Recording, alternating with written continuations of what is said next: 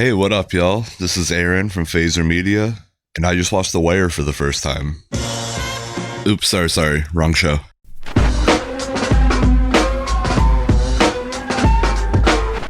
So when it comes to TV shows, especially dramas and dark dramas, my favorite part outside of watching the show is watching YouTube videos, going on Reddit, enjoying it with other people who enjoy it kind of thing. The Wire is one of those shows that I know is revered, but I had never watched. I'm a huge Breaking Bad fan, and I know it's like the one anti-hero kind of dark, gritty show that everyone says is better than Breaking Bad. Now that I've watched it, I honestly don't know which one I like better. Probably Breaking Bad because I watched that in real time, where I'm watching The Wire 20 years later, so my experience is different. I just never really got around to it. And I've actually, before the past few weeks, I actually watched the first season 3 times. And then every time I watched season 2, episode 1, I would just stop. Because I'm like, McNulty is on the, like the harbor police or whatever. And I was like, I don't care about boat police. And honestly, that was completely based on my own ignorance. Because for some reason, I had thought that The Wire was like an anthology series where like McNulty was in every season, but every season was completely different. And I think that's because I've seen people discuss the themes of the show before and how each season has its own theme, which it does, because, season 4 focuses mostly on politicians, season 5 is mostly the media, season 4 is the school system. I guess, there's a lot of politicians in that too. You got Littlefinger running for mayor and all that. Chaos is a ladder. But where the show really excels is showing the different facets of the criminal justice system, from the street dealers to the kingpins to the homicide unit, the way the media portrays everything, the way politicians manipulate everything. And that's part of what makes The Wire such a good show. I just didn't know that it followed one continuous plot. I thought it was an anthology, like True Detective kind of thing. So I watched season 1, I love season 1, and I'm like, that's enough Wire for me, not realizing that all of these characters had so much growth and so much story to go through. With that in mind, there's going to be spoilers in this, so if you haven't seen The Wire, or if you just don't want to be spoiled for The Wire, you have 5 seconds to leave.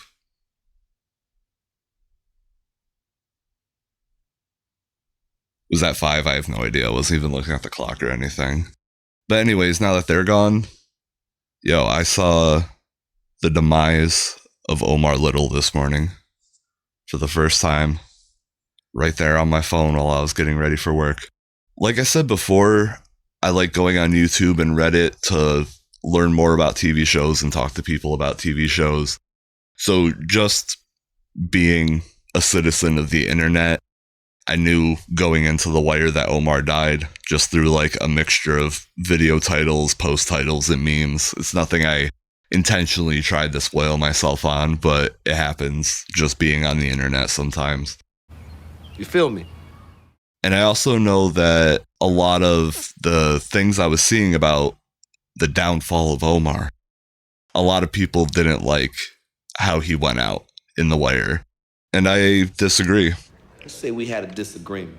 I think this was a perfect The Wire way to take out such a powerful, legendary character. Throughout the course of The Wire, even from season 1, Omar Little has been such a larger-than-life, over-the-top kind of character, especially for a show that's supposed to be very gritty, noir, realistic kind of thing, right? He's kind of a lone wolf, plays by his own rules, but in his own head, he's very fair.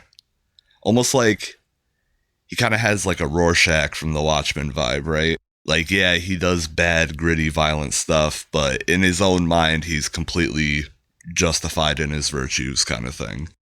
Omar is always able to get the upper hand on full-on gangs, literal gangs, and gangs as in groups of people. He seems to have, some people may call it plot armor, but I think it's very intentional that he's meant to survive everything. It's not to drive the plot forward by not getting rid of a fan favorite character, like the way plot armor is usually described. I think that Omar was intended to have this almost mythical urban legend status surrounding him.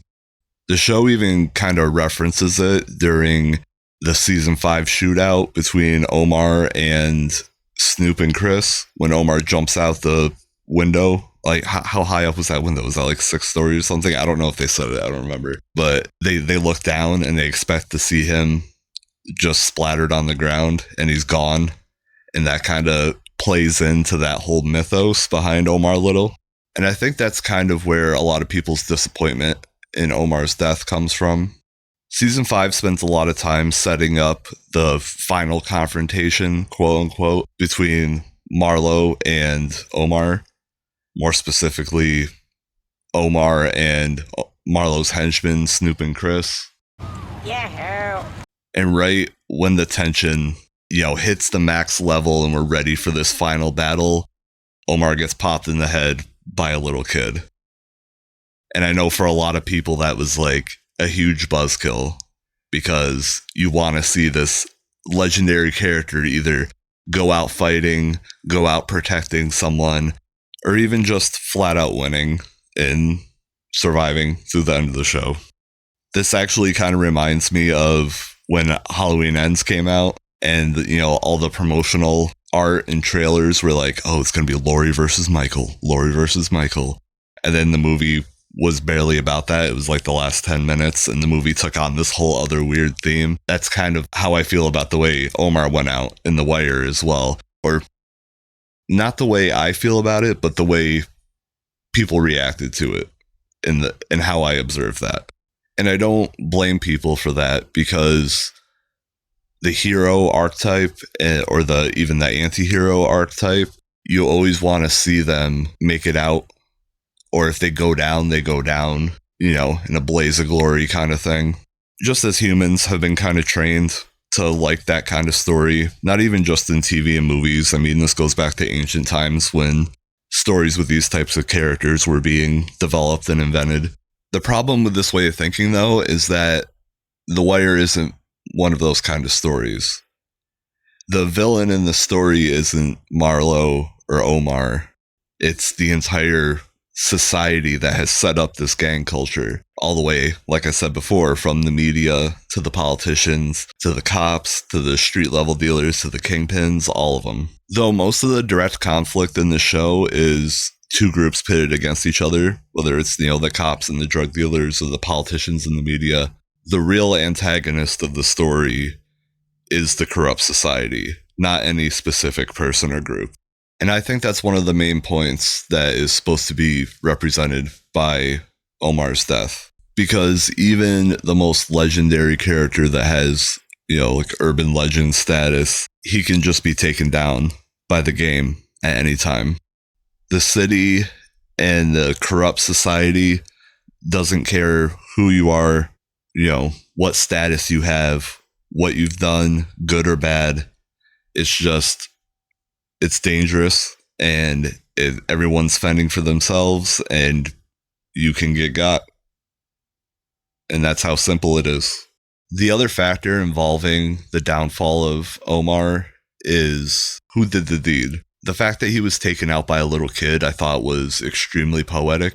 Part of what makes The Wire great is how it's able to weave all these different themes together. It's not about the action. It's about the characters and the relationships they have and how everyone's all kind of struggling together in their own different ways. So in this one scene where we have the downfall of one of the most beloved and important characters in the entire series, you really get to see the entire life cycle of gang life full circle.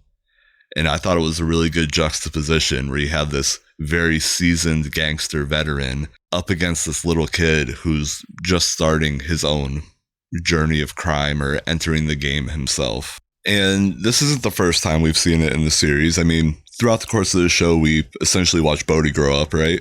Bodie and Poot. Poot's working at Foot Locker last time I saw him. Nah, it's good he got out. But yeah, the way The Wire portrays kids is obviously super heartbreaking, from how they're failed through the school system and forced into, a life of crime. You even had parents bullying their kids for not being good enough criminals. Like, that's how ingrained it is in this society of The Wire. By the way, when I'm talking about that, obviously The Wire parallels a lot of the problems we have in our own society. But anything I say, I don't specifically mean about Baltimore. I've only been there once. I have no idea what it's really like. I'm talking about the fictional universe of the show only. So I think part of how you feel about Omar's death comes down to kind of what type of story you view The Wire as, where I feel like people who don't like the way Omar went down, they see The Wire as more of like a man versus man kind of story, whatever they would say in English class, where I view The Wire as more of a man versus nature story. But anyways, I just wanted to talk about Omar for a little bit. I just finished watching The Wire for the first time. He was one of my favorite characters. It's definitely one of my all-time favorite shows now. I'm really upset that I slept on it for so long. I could be on like my third or fourth watch through of it right now. I may even just start it up again, just right away. Just seeing come on, we gotta see, Bubs. I know this video isn't about him, but he got the best character development in the whole show. He's probably my favorite character. He's just because he has such a good heart and he found his own way to make it out of that situation and give back to the community and everything. But yeah, that's it. That's my thoughts on the demise of Omar Little. All right, until next time, peace, y'all.